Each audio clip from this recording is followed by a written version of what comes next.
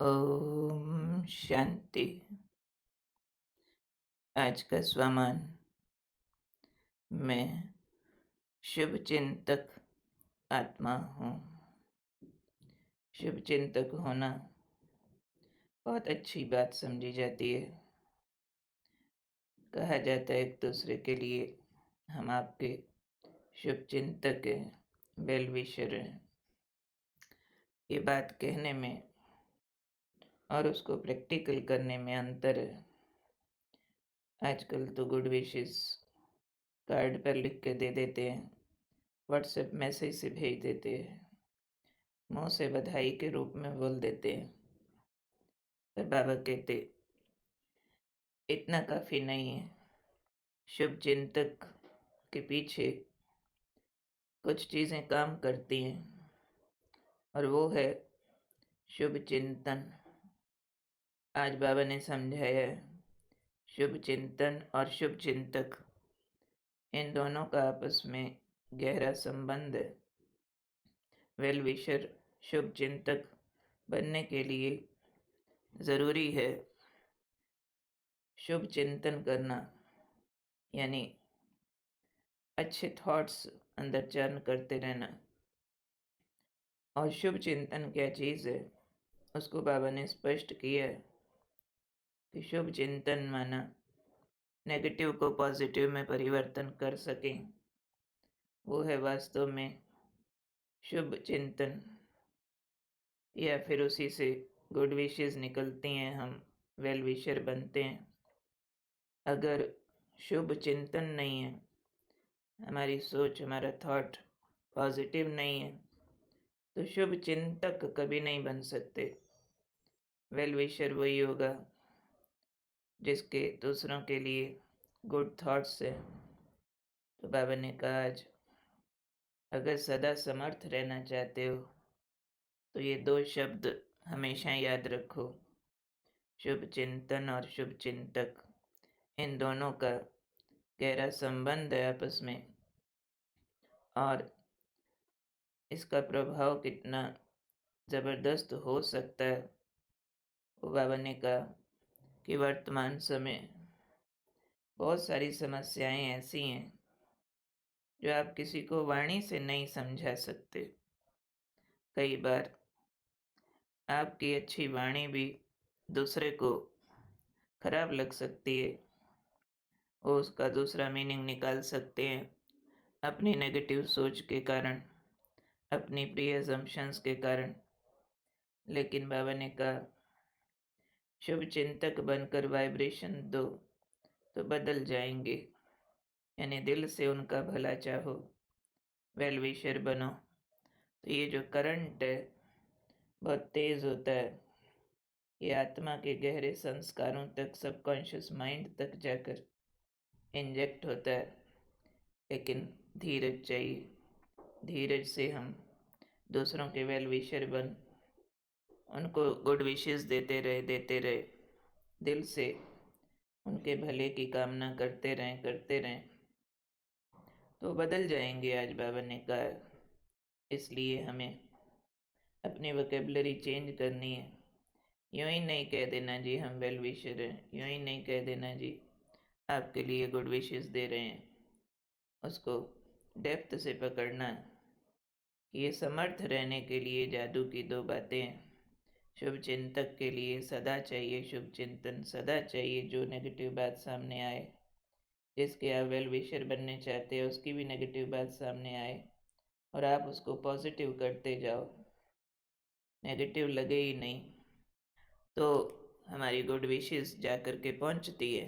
अगर किसी का अवगुण भी याद है और उसका पेन भी है मन में, उसके प्रभाव को भी हम लेते हैं और फिर हम कहें कि उसके लिए हम गुड विशेस देते हैं, बहुत सकाश दी, बहुत लाइट दी, फिर भी सुधरता नहीं, तो अपने अंदर अभी भी अवगुण वृत्ति है और हम एक इंतज़ार कर रहे हैं कि वो अवगुण छोड़ देवे।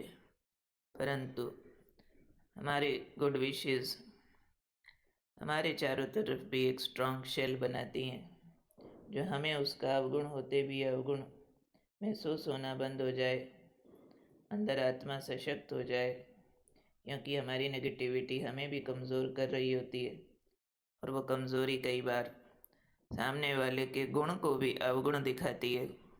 और जब हम शक्तिशाली हो जाते हैं तो सामने वाले का अवगुण भी हमें गुण रूप में, एक्टिंग रूप में, ड्रामा के एक्यूरेट सीन के रूप में दिखाई पड़ता है।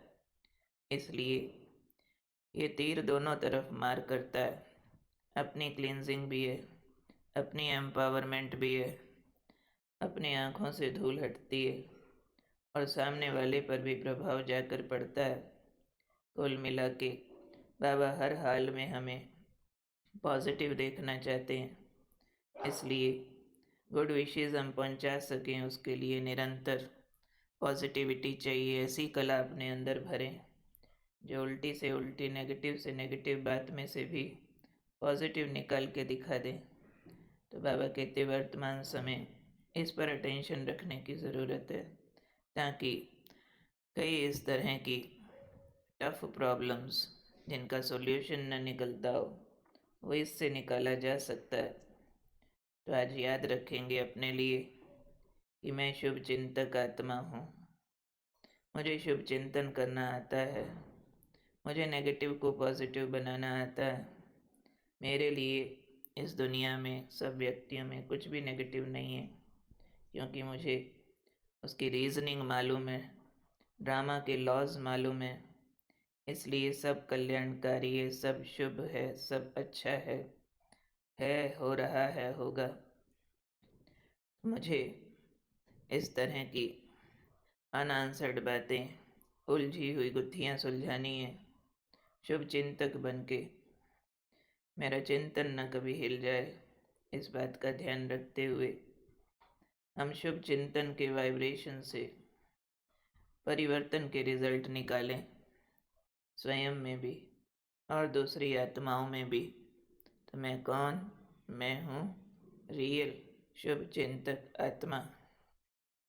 बहुत सी समस्याएं भी ऐसी हैं जो अगर जोर लगाने लगो तो उलझती जाती हैं, लेकिन पेशेंस रख के उन समस्याओं के बारे में पॉजिटिव रहो तो भी कहेंगे हम समस्या के भी शुभ चिंतक हैं।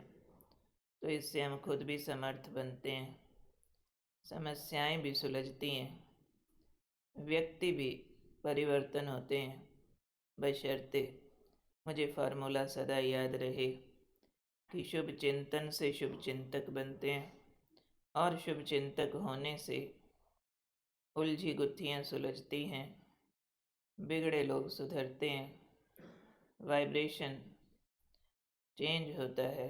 जो वाणी से न समझे वो गुड विशेस, मेंटल मैसेजेस से, पॉजिटिव रहने से समझ सकते हैं। इस नुक्ते का हम प्रयोग करके शुभ चिंतक बने रहें।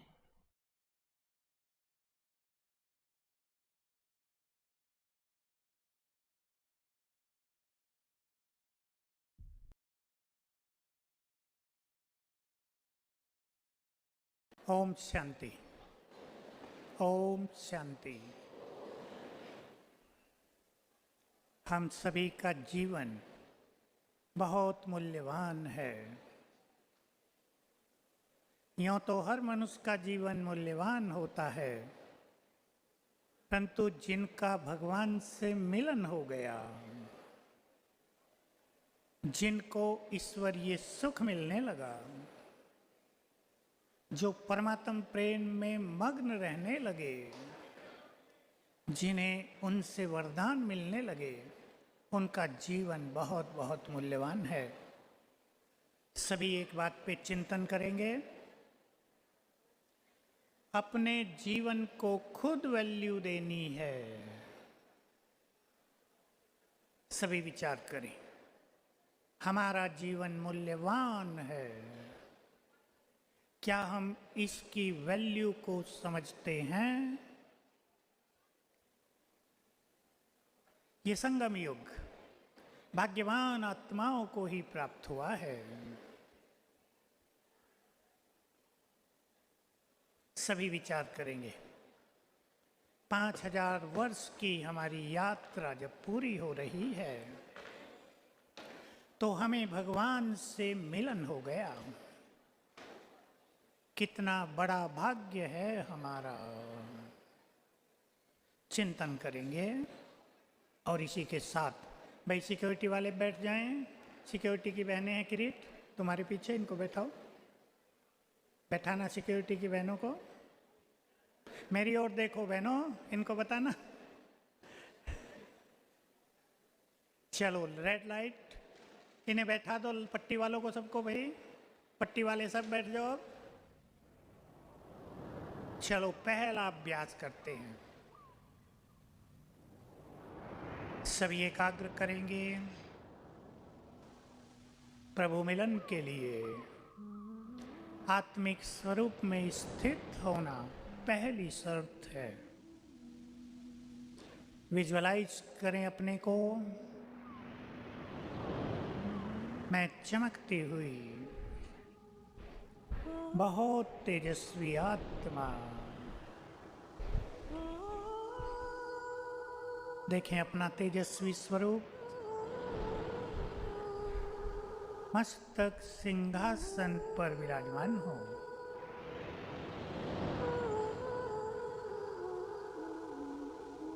बहुत तेजस्वी हूं मैं।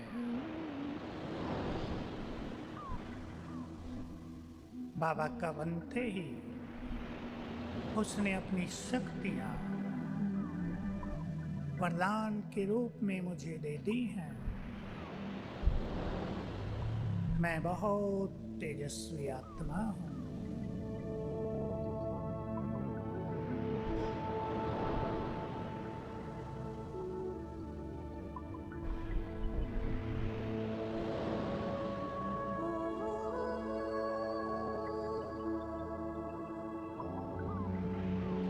स्वराज्य अधिकारी हूं। मस्तक मेरा सिंहासन है।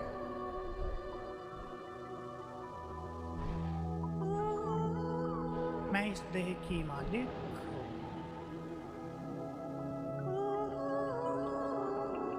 दिल की गहराई से संकल्प करें, मैं इस सृष्टि पर एक महान आत्मा हूं, पुण्य आत्मा हूं।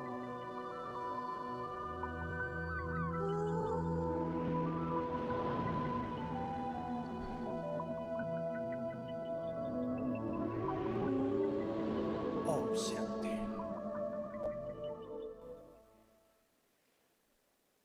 देह से न्यारापन हो जाएगा ये अभ्यास करते करते, और आत्मा जितनी देह से न्यारी होगी उतने ही सब विकार आप ही छूटते जाएंगे, क्योंकि देहभान के कारण ही सभी मनोविकार हैं। तो इसका अभ्यास बहुत ज़्यादा करना है। फैन थोड़ा पीछे करना, भाई उसे कहना। इसका अभ्यास बहुत ज़्यादा करना है। दूसरा बहुत बड़ा फायदा होगा, आत्मा के सातों गुण आत्मा में आने लगेंगे। एक विशेष चीज का सभी को चिंतन करना है। सभी गुणों को स्वीकार करेंगे। 2 फुट पीछे कर दो। ठीक। सभी गुणों को स्वीकार करेंगे और ये सिद्धांत याद रखेंगे, जिस चीज को हम स्वीकार कर लेते हैं ये मेरी है, उसकी धारणा जीवन में सहज हो जाती है। स्वीकार करेंगे मैं आत्मा परम पवित्र हूं, पवित्रता बढ़ती जाएगी। स्वीकार करेंगे मैं आत्मा बहुत शक्तिशाली हूं, शक्तियां बढ़ती जाएंगी। और अगर रिजेक्ट करेंगे, देखो मनुष्य रिजेक्ट कैसे करता है। बाबा ने संकल्प दिया, तुम इस सृष्टि की महान आत्मा हो। हमने सुना, बहुत खुशी हो गई। लेकिन कुछ ही समय के बाद अंतर्मन कहने लगा, तुम महान नहीं हो। रिजेक्ट कर दिया। महान तो बनना है, महान कहाँ हो। ये रिजेक्शन हमें धारणा होने नहीं देता। हम सोचेंगे किसने कहा तुम महान हो? स्वयं भगवान ने कहा है। चलेंगे 1 मिनट इसकी गहरी फीलिंग में।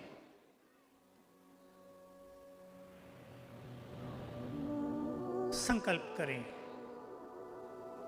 बाप दादा सामने खड़े होकर दृष्टि देकर कह रहे हैं, बच्चे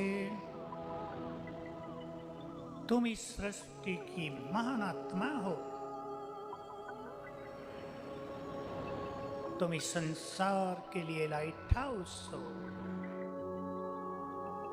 तुम इस संसार का गौरव हो।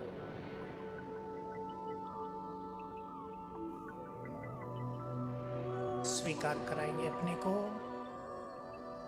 मैंने 2 युग तक 21 जन्म देव स्वरूप में लिए।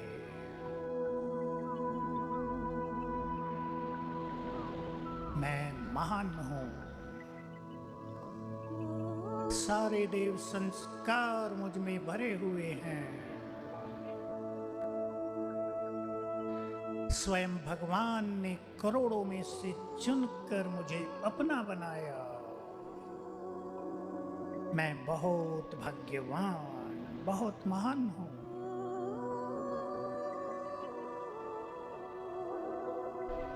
इस अंतिम जन्म में घर बैठे भगवान मिले।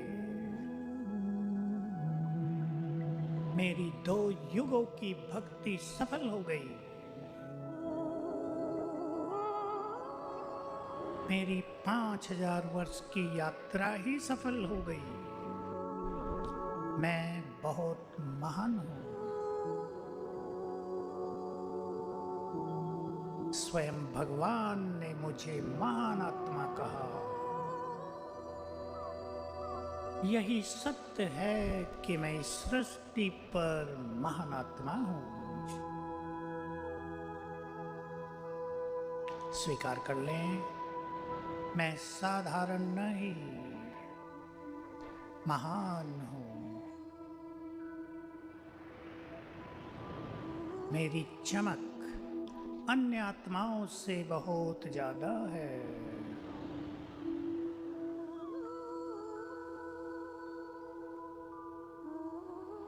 ओम शांति। कौन कौन महान आत्माएं बैठी हैं सभा में? थैंक यू, बहुत अच्छा। सदा याद रखना, महानताएं जीवन में आती जाएंगी और बहुत सारा खेल सरल हो जाएगा। तो आत्मा के 7 गुणों को जितना जितना हम स्वीकार करेंगे वो